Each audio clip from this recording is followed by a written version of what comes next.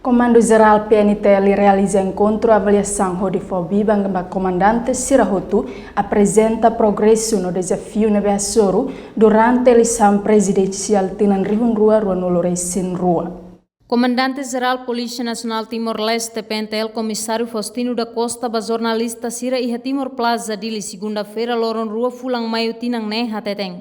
Do Bolo Comando Sirahotu, município, unidade, chefe de departamento, chefe de gabinete, Sirahotu Queiras, para atunar e como se apresenta o progresso, vai a festa da democracia ini. E município Sirahotu também está tendo kata kursus nebe na PNTL iha ohendong. Maka atividades suatu festa demokrasi ini envolve keras membros do Comando Geral. Tamane ma Comando Geral para siramos or sira bela to. Saya maka desafio sendiri, saya maka suruh hahu usi kampanye to he di sampai. Ao mesmo tempo irane comando resiste para bawa yang satu bele hadia buat balon presiden buat balon lebih karek comando tenga presenta buat governo e segundo comando orienta era fung normalidade de serviços rutinas da Polícia Nacional ini por exemplo quando durante ini tak preocupa kita antisipa leleu tak pouco leleu ba kampanye no eleição akhirnya hutan agar hindi titahalang selebração ini festa negale.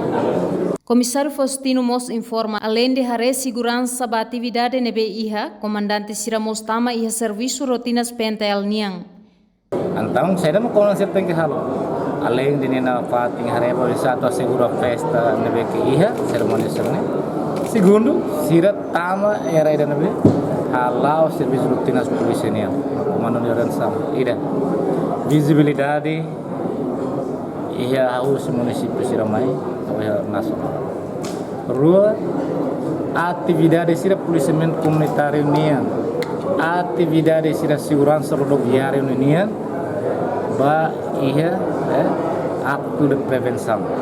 PNTL hau reativa no normaliza fila fali encontro Sira OPS Niang no Conselho Segurança hodi hareba situação atual. Nebe povo Timor-Leste enfrenta liliu ba preço sasang nebe sae e halosa no quiosque. Reportagem da Zaviera Televisão Timor Post.